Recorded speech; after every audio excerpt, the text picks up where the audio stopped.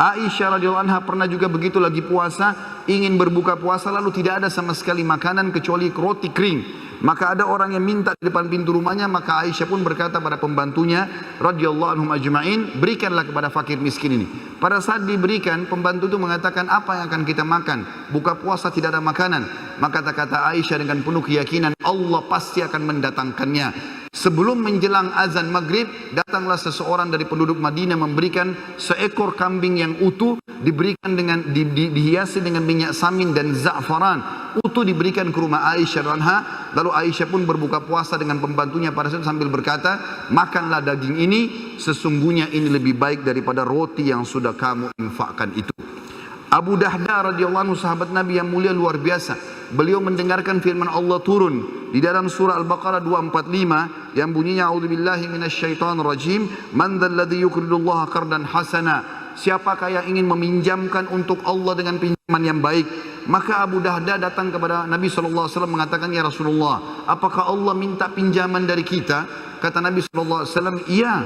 Maka kata Abu Dahda, ulurkan tanganmu ya Rasulullah. Lalu diulurkan tangan Nabi SAW, lalu dia memegang mengatakan, aku telah meminjamkan kebun kurmaku kepada Allah, isinya 600 pohon kurma, semuanya karena Allah. Maka diberikanlah kepada Nabi SAW, lalu Nabi SAW bersedekah dengan hal tersebut. Lalu Nabi bersabda, kam min azkin radahin di Abi Dardah fil jannah. Berapa banyak yang akan didapat oleh Abu Dahda balasan pengganti pohon kurma ini di surga nanti. Terus Nabi SAW ulangi sampai banyak di antara sahabat yang menangis melihat sedekah tersebut. Abu Talha radhiyallahu anhu juga bersedekah dengan luar biasa. Beliau punya sebuah kebun kurma namanya Bayruha.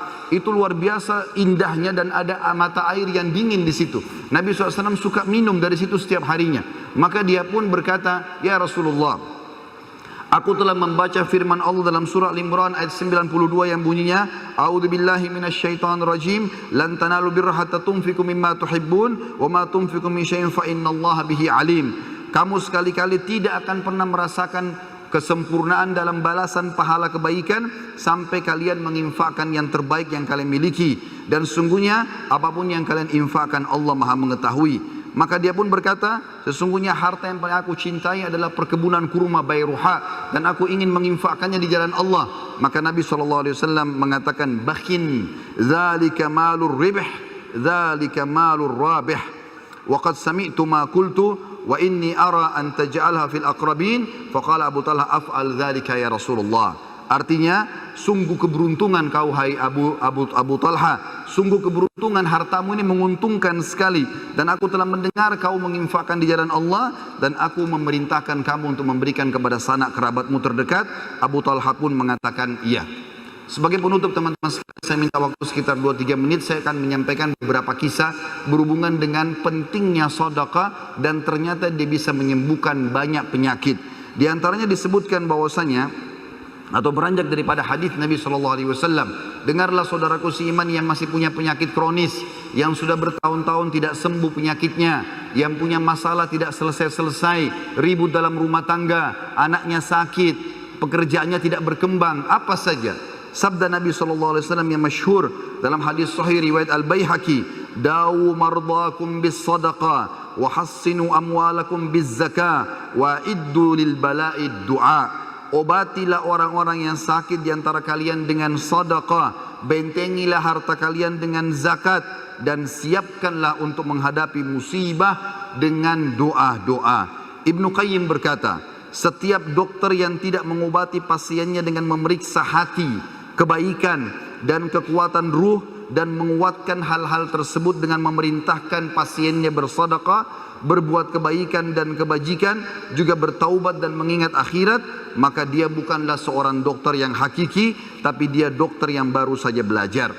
Disebutkan dalam sebuah kisah bahwasanya seseorang datang kepada Abdullah bin Mubarak. Dia mengatakan, hai Abdullah bin Mubarak, seorang ulama tabi'in, lututku telah mengeluarkan nanas selama 7 tahun. Aku sudah coba berobat di sana sini tapi tidak pernah sembuh. Maka Abdullah bin Mubarak mengatakan, keluarkan harta terbaikmu, lalu alirkanlah air untuk muslimin, gali sumur, maka aku berharap dengan itu Allah menyembuhkan penyakitmu. Orang itu pun melakukan, maka sembuhlah lukanya seketika pada saat itu. Seorang ibu lagi divonis sakit keras, tidak bisa sembuh lagi, maka anaknya keluar mencari fakir miskin dan bersedekah. Pada saat dokter mengatakan sudah tidak akan pernah sembuh lagi, ternyata ibu tersebut setelah si anak mencari orang miskin dan sengaja bersedekah untuk itu, maka Allah sembuhkan ibunya dari penyakit kronis. Allah subhanahu wa ta'ala juga dalam kisah yang lain mengangkat penyakit kanker dari seorang laki-laki yang sudah divonis tidak akan pernah bisa meninggal, tidak akan bisa hidup lagi. Dari Saudi dia berangkat ke Eropa untuk membiayai kankernya, dan ini ada beberapa organ tubuh yang harus dirusak dan diangkat. Maka dia pun pulang ke negaranya, pamit dengan kerabat-kerabatnya, mungkin dia akan meninggal setelah operasi ini, menyusun seluruh harta-hartanya. Pada saat dia menuju ke bandara, dia temukan ada satu orang miskin di pinggir jalan. Lalu dia pun memberikan harta yang terbaiknya pada saat itu. Setelah dia tanya, ternyata ada seorang ibu yang mengumpulkan tulang-tulang bekas makanan orang di pinggir jalan. Ditanya, kenapa anda kumpulkan tulang-tulang ini ibu? Dia mengatakan, karena saya ingin memasak buat anak saya yang sudah berapa hari tidak makan. Maka dia pun memberikan harta terbaiknya sekitar 5.000 real pada saat itu. Lalu dia pergi berangkat ke Eropa dengan tidak berpikir kalau sedekah itu bisa membantunya. Begitu tiba di rumah sakit, maka dokter semuanya mengatakan, kamu sudah berobat kemana? Kenapa tiba-tiba kankermu sudah tidak ada? Apa kau permainkan kami? Kata dia, sama sekali saya tidak pernah berobat ke dokter, tidak berobat ke rumah sakit, tapi saya sudah mengeluarkan sedekah di jalan Allah. Maka dokter-dokter tersebut pun mengatakan, sungguh ajaran agamamu benar. Lalu mereka akhirnya masuk Islam justru karena sembuh, atau orang ini sembuh dari penyakit kanker karena bersedekah.